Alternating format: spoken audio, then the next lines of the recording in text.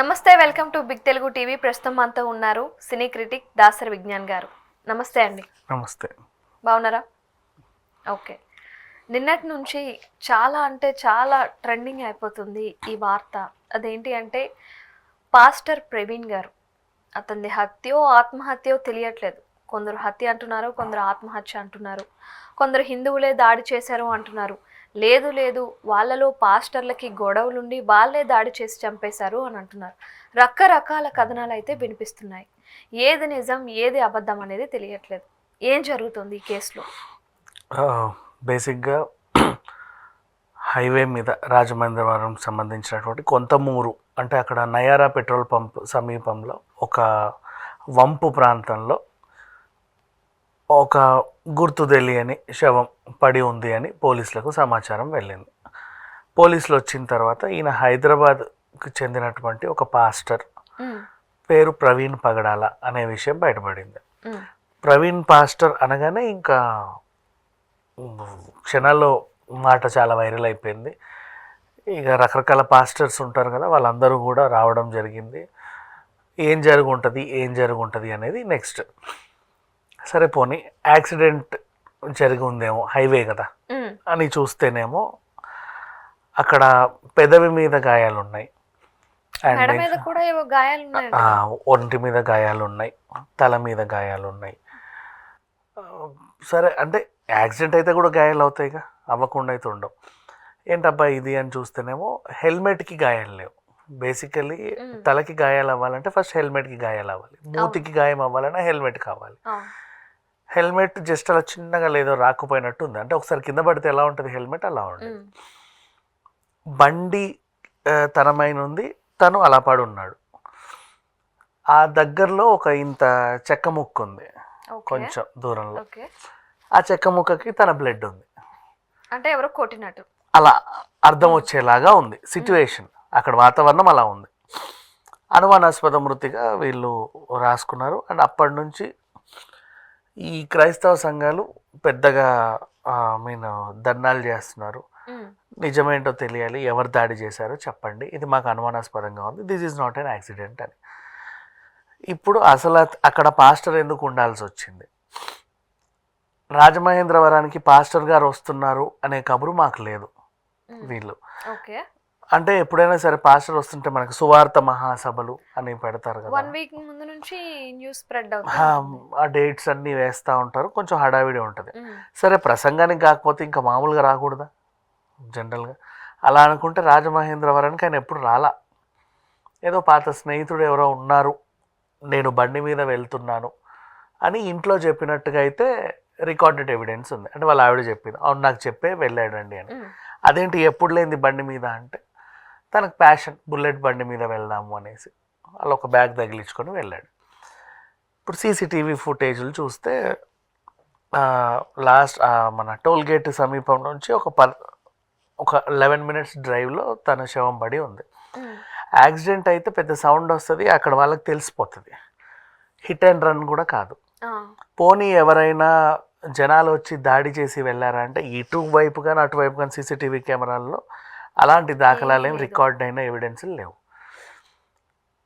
చాలా రోజుల తర్వాత పోనీ ఇప్పుడు చాలా రోజులకి బైక్ తీశాడు,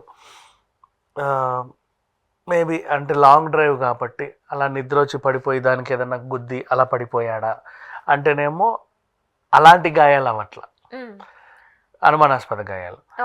ఇప్పుడు సీసీటీవీ ఫుటేజ్లో చూస్తే అసలు తన బైక్ ఎలా నడిపాడు, అసలు ఇతనే నడిపాడా లేదా ఎవరైనా ఇతన్ని అక్కడ పెట్టి ఆ బైక్ నాన్న మీద పెట్టి వెళ్ళిపోయారా అని చూస్తేనే తనే నడిపాడు. సీసీటీవీ ఫుటేజ్లో రికార్డ్ అయిన ఉంది. అండ్ కాకపోతే ఇక్కడ చిన్న విషయం అంటే హెడ్ లైట్ వేసుకోకుండా నడుపుతున్నాడు బండి. హెడ్ లైట్ ఎందుకు వేసుకోలేదో, లేక అది పాడైందా, లేకపోతే తను కావాలనే వేయలేదా, నోబడీ నోస్. స్నేహితుని కలవడానికి రాజమహేంద్రవరం వెళ్తున్నాను అని చెప్పాడు ఇంట్లో, అదైతే వాస్తవం. ఇప్పుడు ఫోన్ చాట్ ఇలాంటివి, అతనికి బెదిరింపు కాల్స్ ఏమన్నా వచ్చాయా అంటే ఫోన్లలో అదేం లేదు, రీసెంట్గా లేవు. వాట్సాప్లలో ఎవరైనా బెదిరింపు చాట్స్ కూడా లేవు, అనుమానాస్పదంగా పెద్దగా ఏమీ లేవు. నవ్వు తన గత ప్రసంగాలు ఏమైనా ఉన్నాయని చూస్తే అవి బాగా వైరల్ అవుతా వస్తున్నాయి. ఏదేమైనా పోలీసులు పోస్ట్ మార్టంలో చెబితే తప్ప అసలు విషయాలు ఏవి తెలియదు. వీళ్ళేమో పోలీసులు చెప్పినా సరే మేము నమ్మం, ఇది ఖచ్చితంగా ఎవరో కొట్టారు, హిందూ మతస్థులే మా పాస్టర్ని చంపేశారు అని క్రైస్తవ సంఘాలు అంటున్నాయి. కొంతమంది హిందువులు ఏమంటున్నారంటే లేదు లేదు లేదు, ముస్లిం మతస్థులు వీళ్ళని చంపుంటారు, ఎందుకంటే గతంలో ఇతను వాళ్ళని మీద ఒక వీడియో చేశాడని వీళ్ళేదో చూపించడం. ఇలా ఆ మతం వాళ్ళు చేశారని వీళ్ళు, ఈ మతం వాళ్ళు చేశారని వాళ్ళు, ఇలా అయిపోతే శాంతి భద్రతలకు విఘాతం కలిగించకూడదు. ప్రజెంట్ ఏ విషయం తెలిసేంత వరకు మీరు ఒకరి మీద ఇలా ఆరోపణలు చేయడం పద్ధతి కాదని పోలీసులు కూడా సీరియస్ వార్నింగ్ ఇచ్చారు. అయినా సరే వీళ్ళు ఆగట్లా. మన పాస్టర్ రాజా, సినిమా హీరో నుంచి పాస్టర్ అయ్యాడుగా అతను, ఇంకా పాల్, పేరు పొందిన పాస్టర్స్ అందరూ కూడా వాళ్ళ వాయిస్లు ఇప్పుతున్నారు ఈ ఇన్సిడెంట్ పైన. గత ప్రసంగాలు ఏమున్నాయబ్బా అని చూస్తే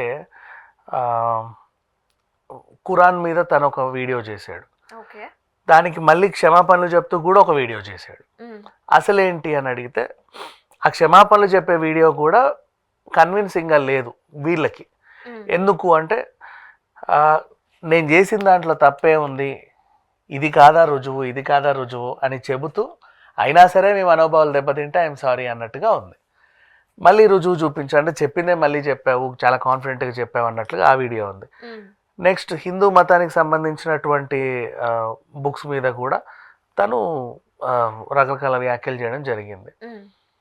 అంటే వీళ్ళ అన్ని వెర్షన్స్ వినాలి కదా. ఇప్పుడు చూద్దాం ఖురాన్ పైన తన అభిప్రాయాలు ఏంటనేది. అంటే స్త్రీలు, ముస్లిం స్త్రీలు సెంటు కొట్టుకొని మసీదుకి వెళ్ళకూడదు, వెళితే అని అందులో ఉందంట. వెళ్తే వీళ్ళు దేవుణ్ణి ధ్యానించడం మానేసి వీళ్ళ వైపు తిరిగి వాళ్ళ మీద మోజుపడే అవకాశం ఉంది. అందుకని చెప్పేసి మోస్ట్లీ ముస్లిం మహిళలు అసలు వెళ్ళడం మానేయండి మసీదులకి, ఇండ్లలోనే ధ్యానం చేసుకోండి, దేవుని స్మరించుకోండి, నమాజ్ చేసుకోండి అని ఉన్నట్టుగా ఆయన చెప్పాడు. కాదండి, ఇప్పుడు ఈయన క్రిస్టియన్ అయినప్పుడు వాళ్ళ దేవుడి గురించి, వాళ్ళ దేవుడు చేసిన గొప్ప పనుల గురించి చెప్పొచ్చు. వేరే మతం వాళ్ళ మీద కామెంట్ చేయడం ఎందుకు? డోంట్ నో, సమ్ టైమ్స్ అంటే తనకేదో గ్రంథాలలో ఏమైనా వ్యాఖ్యలు నచ్చకపోతే అలా చెప్తున్నాడు. తన అంశం ఏంటంటే ముస్లిం స్త్రీలకి స్వేచ్ఛ లేదా, ఎందుకు ముస్లిం మతానికి సంబంధించినటువంటి ఈ సాహిత్యకారులందరూ కూడా వాళ్ళ స్వేచ్ఛని తొక్కేస్తున్నారు, ఇలాంటి కథనాలు ఎందుకు రాస్తున్నారు, అల్లా చెప్పాడనో మొహమ్మద్ ప్రవక్త చెప్పాడనో వీళ్ళు రాస్తున్నారు, అలా ఎలా రాస్తారు అని ఒక వీడియో చేశాడు. వాళ్ళ హక్కుల కోసం ఈయన పోరాడినట్టు ఒక వీడియో చేస్తే వాళ్ళల్లో చాలా వ్యతిరేకత వచ్చింది. నీకెందుకు, మీరు చూసుకోండి, మేమేదో నమ్ముకుంటున్నాం, ఇప్పుడు మీ బైబుల్లో అది ఉంది ఇది ఉందని మేము అనలేదు అని వాళ్ళు చాలా పెద్ద గొడవ చేస్తే తర్వాత తనకి సారీ చెప్పుకుంటూ ఇంకో వీడియో చేశాడు.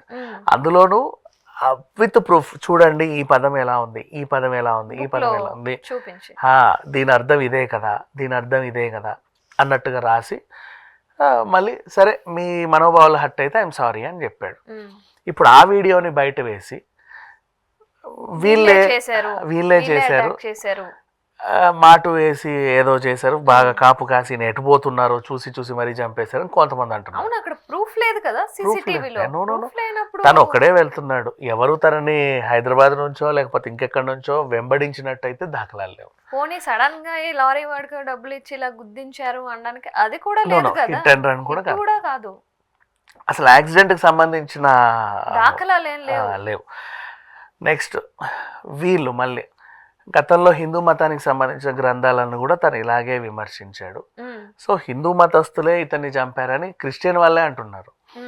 సో ఇలా ఇప్పుడు ఏంటంటే ఇది ఆ మతం వాళ్ళు ఈ మతం వాళ్ళు అనే దగ్గరికి వెళ్ళింది.